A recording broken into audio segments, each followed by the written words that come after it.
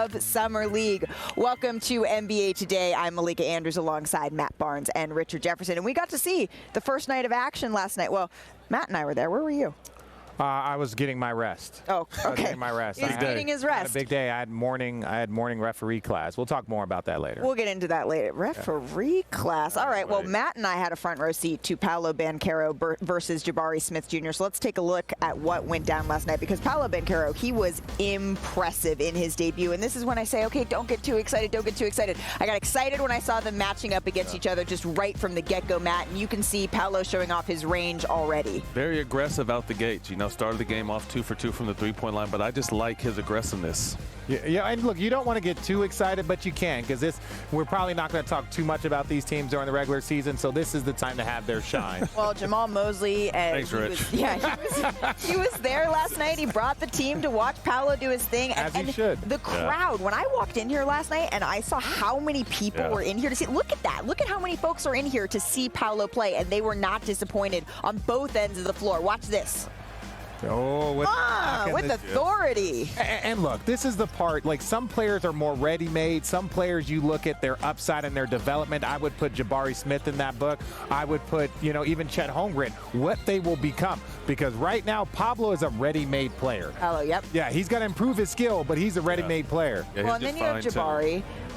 He didn't maybe have the splashiest debut, but he showed some flashes, Richard. But yeah, he definitely showed some flashes. What do you got, Matt? No, I was just going to say, and we talked about this before, that his teammates didn't really look for him. So I know you're probably going to go into, he needs to find a better way to demand the ball, get the ball in his spots, and then just be aggressive. Although he only took 2 less shots than Paolo, it just looked like Paolo was a lot more aggressive offensively, as you see here, getting to his spots and just doing what he does. Well, you also had R.J. Hampton out there. So again, a couple more people that they had synergy to build. Let's take a listen to Paolo Banchero after the game. It's pressure, but it's like, I don't know. I got it tattooed on me, you know, no pressure, literally. So I just always, I've always dealt with pressure well, you know, and been able to handle it.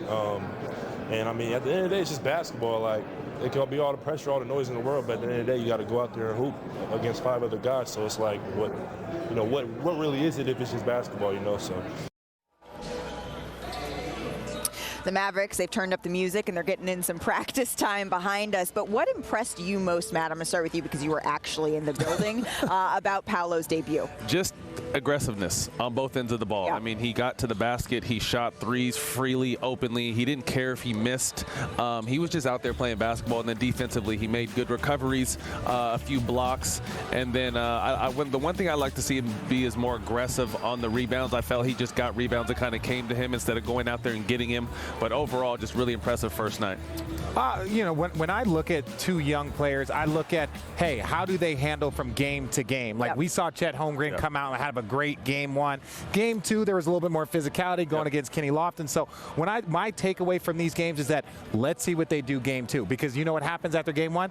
You have video, you have scouting. Like, the scouting starts to start. Yeah. That's when it starts to get more fun. It's like, hey, this is what he does. This is his right hand. He likes to spin back on his left. So I love to see how young players adjust from game 1 to game 2. So I want to see what Jabari does in game 2, and I want to see what Paolo does. And I don't think, I mean, we all know it's just summer league, and we know that. But to me, as a former player, you look at certain moves and aggressiveness and just the way they play within. And we're not necessarily looking at what kind of numbers and rebounds they particularly put up, because we all know a lot of these guys won't be in the league this upcoming season. So you just look at small things that they do that just like, okay, that's a pro move, or I like that aggressiveness, or I like the way he went up and got that rebound. So on the flip side then, what more do you want to see from Jabari Smith, Matt? Aggressiveness. Yeah. Just the exact same that I saw from Paolo. I just want to see that from Jabari, although his team was really gunning and not really looking for him. Christopher had a good game. These guys are obviously out there playing for their own careers, right? You know, so just him kind of demanding, I'm the 3rd pick.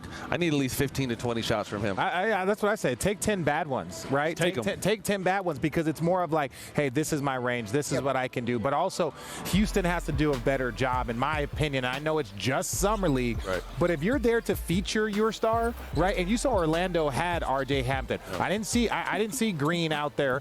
You know, like, so you got to figure out a way to feature these guys and say, hey, this might not be our offense in the regular season, but best believe this is going to be our offense in Summer League. Nobody shoots the ball till he touches it. No, but I don't want to see everybody else with 15 shots. That's not what I want to see. All right, well, they weren't the only top picks that were in action last night. Let's check in on Mr. Shaedon Sharpe and Jalen Duren, as well as Jaden Ivey. You can see there some of the top picks that were in action, Banchero versus Smith Jr. But then in the next game, we got to take a look at Shaedon Sharpe. And just a reminder for our NBA viewers out there, Shaedon Sharpe had not played in an organized basketball game in months, right, after going to Kentucky. But he left the game with a shoulder injury. He didn't return after playing just a handful of minutes.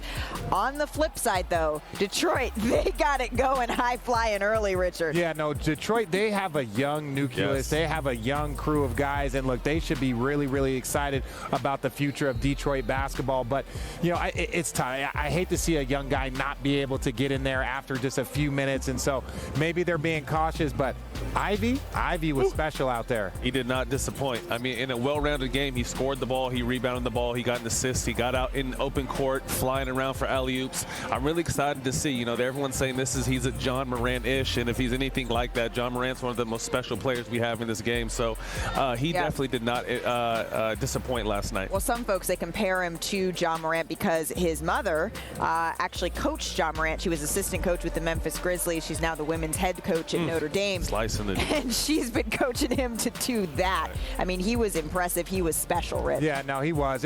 But again, this is where you want to see the league. Like, this is where a young player can get this out here. Oh, okay. Get it off. I love it. Summer League, now's the time to do it. Do it all. Have all the fun that you want. Start to understand the speed, the physicality, the way the referees call it. A lot of this is about spacing. Spacing is different than what it is in college, and you start to realize, wait, I can go full speed downhill. I can go do this because the spacing is different. For example, I average 11 points a game in college.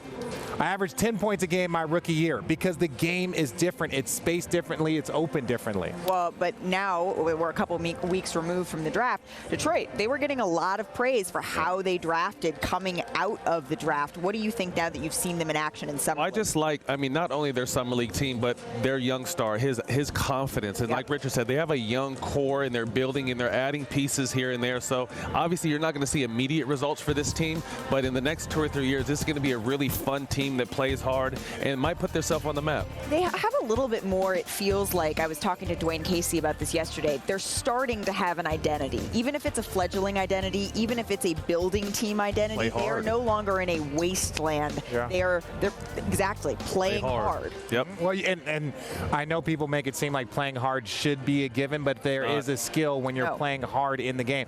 And the last thing I'll say, that transition from Drummond and Blake Griffin, it takes a couple of years. It takes a couple of years for those picks to add up. It takes a couple of years to get players in that you feel like can contribute. So I like what they're doing. I think they have a great coach. And look, when Detroit gets rolling, the city. Detroit. Don't do that. I still have PTSD. Then I'll do it louder. Detroit. And also, real quick, too, I like what they did. They added a lot of younger, still retired, but younger guys. Rashard Lewis, Jason Maxiell, Keith Bogans, to have this guy around these young cores, because I feel like there's so much of a disconnect sometimes with older coaches and older coaching staffs and with this young crop of players. So I like that they kind of bridge the gap with these younger assistant coaches. Well, can I tell you one other thing that I liked? I liked seeing Isaiah Stewart out there because I was reminded that he's only like 20 years old, but also the fact that for young teams, I think it's important for these young teams who are trying to build an identity for those second-year guys who are able to be able to come back to kind of start to build that cohesion at Summer League. Richard's going to tell me I'm wrong. No, I'm going to tell you you're 100% right. And then when I went on that rant, about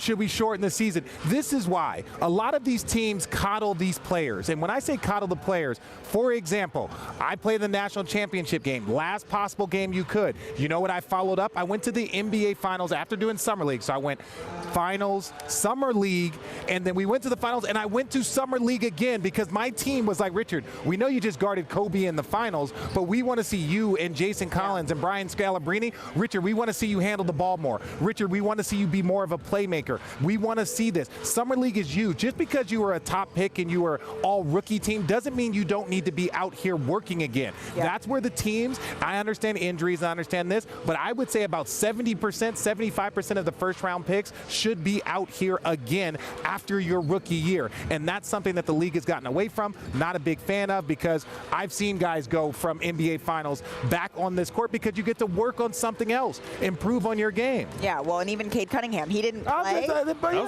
he That's was real. on the roster, and I would have liked to see a couple more I would like to see Orlando Jalen Magic Green. guys. He was sitting courtside. Why are you agree. sitting courtside like with the diamonds on? And we're not knocking these guys. We're not knocking the guys. To me, It's the a team. organization should be telling them they need to play. Go out there and work on your game. Particularly if your identity is being young, which the Orlando Magic, the Houston All the Rockets, time those you guys need are. together. You How many need games? that How many time. games has Green played? Like, I love to see Josh Giddey. Maybe not have him do every single game, but the first 5 or 6 games, your teammate, who's another top pick, is out here on the floor. Right. Great that you're here supporting him, but get your butt on the court. What on earth, in my mind, and I'm not picking on Jalen Green, I'm not saying he's hit, but let's use him as an example. Jalen Suggs. Jalen Suggs. Like, if you're not injured, why are you not playing in Summer League? You have not accomplished anything. Your team has not accomplished anything. And you can be building chemistry with the future guys that you're playing with, the other top picks, talking to them, showing them the things that you've learned. That's where you see franchises just blow my mind with some of the mistakes that they do because they're coddling young players,